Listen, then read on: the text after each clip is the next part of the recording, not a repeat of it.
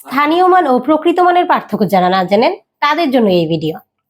প্রকৃত মান, যাকে আমরা আবার স্বকীয় মানও বলি, কোন অঙ্কের নিজস্ব যে মান তাকে প্রকৃত মান বা স্বকীয় মান বলে। যেমন কি 2, 4, 4-এর স্বকীয় মান 4, 2-এর স্বকীয় মান 2। সহজ ভাষায় বলতে গেলে আমরা একটা অঙ্ককে যে নামে চিনি তাই হচ্ছে তার স্বকীয় মান। যেমন ধরেন 6 আছে, 6কে আমরা 6 হিসেবে চিনি, তার মানে 6-এর স্বকীয় মান কি 6। চলুন এখন স্থানীয় মানটা কি জানা যাক। সংখ্যায় ব্যবহৃত কোনো অঙ্ক তার অবস্থানের জন্য যে মান প্রকাশ করে তাকে স্থানীয় মান বলে। যেমন 7, 8। লক্ষ্য করুন 8-এর স্বকীয় মান কিন্তু 8, 7-এর স্বকীয় মান হচ্ছে 7, কিন্তু অবস্থান ভেদে বা স্থান ভেদে এদের মান পরিবর্তন হচ্ছে। যেমন 8 হচ্ছে এককের ঘরে বসেছে, তাই 8-এর মান হচ্ছে 8।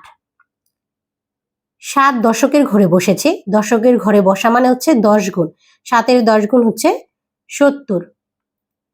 এখানে 7-এর স্বকীয় মান 7 হলেও 7-এর স্থানীয় মান কিন্তু 70। এই 70 কেন হয়েছে বলুন তো? এই যে স্থানের পরিবর্তন বা অবস্থানের পরিবর্তন। সে যদি এককের ঘরে বসতো তাহলে কিন্তু তার মান 7ই থাকতো। আবার যদি এখানে আবার আমরা আরেকটা 7 দিই, ধরুন এখানে আমরা আরেকটা 7 দিলাম, এখানেও কিন্তু তার অবস্থানের পরিবর্তন হয়েছে। একক, দশক, কত? শতক। শতকের ঘরে বসার জন্য 7 শতক সমান সমান কি হবে? 700। চলুন এখন এই স্থানীয় মানটা কিভাবে গঠিত হয় বা কিভাবে বৃদ্ধি পায় তা জানা যাক। লক্ষ্য করুন এখানে আমি 3টা 3 লিখেছি। 3টা দিনের যদি স্বকীয় মান জানতে চান, সবগুলোর স্বকীয় মানই হচ্ছে 3, কিন্তু যদি স্থানীয় মান জানতে চান তাহলে এদের মানের পরিবর্তন হবে, কারণ অবস্থান ভেদে বা অবস্থানের জন্য এদের মান পরিবর্তন হয়। একক, দশক, শতক। প্রথমে আমি বইয়ের ভাষায় বলি। এককের ঘরে যেই অঙ্কটা থাকবে তার স্বকীয় মান প্রকাশ করবে। সবচেয়ে ডান দিক থেকে এককের ঘরে যে অঙ্ক থাকবে তার স্বকীয় মান প্রকাশ করে। এরপরে দশকের ঘরে যেটা থাকবে তা হচ্ছে এককের ঘর থেকে 10 গুণ করে বৃদ্ধি পাবে। এরপরেরটা দ্বিতীয় ঘরে যা ছিল দশকের ঘর, দশক থেকে আবার 10 গুণ বৃদ্ধি পাবে তৃতীয় ঘরে, এভাবে 10 গুণ করে বৃদ্ধি পেতেই থাকবে। দেখুন এখানে 3 ছিল, 3-এর 10 গুণ বৃদ্ধি পেয়ে কি হয়েছে? 30।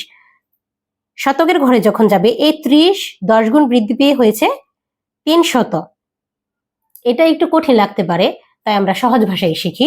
একক, দশক, শতক, হাজার, এভাবে। এককের ঘরে সবচেয়ে ডান দিক থেকে যেই ঘরটা থাকবে এটা হচ্ছে এককের ঘর, এখানে স্বকীয় মান প্রকাশ করবে। এরপর এটা দশকের ঘর, দশকের ঘর মানে 10 গুণ, 3-এর 10 গুণ হচ্ছে 30। শতকের ঘর, শতকের ঘর মানে শতগুণ বৃদ্ধি পাবে, 3-এর শতগুণ বৃদ্ধি পেলে হয় 300। আশা করি আপনারা বুঝতে পেরেছেন। এখন আমরা স্বকীয় মান ও স্থানীয় মানের একটা পার্থক্য দেখব। প্রথমেই আমরা স্বকীয় মান নির্ণয় করি। 3, 5, 9। 3, 5, 9-এ 9-এর স্বকীয় মান কিন্তু 9, 5-এর স্বকীয় মান 5, 3-এর স্বকীয় মান 3। অর্থাৎ যত বড় সংখ্যাই থাক, এটার ভেতর থেকে যদি আপনাকে একটা অঙ্কের স্বকীয় মান বের করতে বলে, ওই অঙ্কের স্বকীয় মান ওর নিজস্ব মানই থাকবে। অর্থাৎ আমরা ওই অঙ্কটাকে যে নামে চিনি তার নিজস্ব মানই হচ্ছে তার স্বকীয় মান। যেমন এখানে 3 শতকের ঘরে থাকলেও 3-এর স্বকীয় মান কিন্তু 3ই থাকবে। কিন্তু যখন আমরা স্থানীয় মানের দিকে যাব তখন দেখুন একই সংখ্যা 3, 5, 9, এখানে কিন্তু মানের পরিবর্তন হচ্ছে, কারণ অবস্থানের কারণে স্থানীয় মানের পরিবর্তন হয়। দেখুন 9 সবচেয়ে ডান দিকে এককের ঘর 9, 9 একক মানে কি 9, কারণ কি এককের ঘরটা স্বকীয় মান প্রকাশ করে। 5 হচ্ছে দশক, দশক মানে হচ্ছে 5-এর 10 গুণ, 5 10-এ কি 50। 3 হচ্ছে শতকের ঘরে, 3কে যদি আমরা শতগুণ বৃদ্ধি করি তাহলে কি হবে? 300। আশা করি আপনারা স্বকীয় মান এবং স্থানীয় মানের পার্থক্য বুঝতে পেরেছেন। সকলে আমাদের চ্যানেলটিকে সাবস্ক্রাইব করবেন, পাশে থাকবেন। আল্লাহ হাফেজ।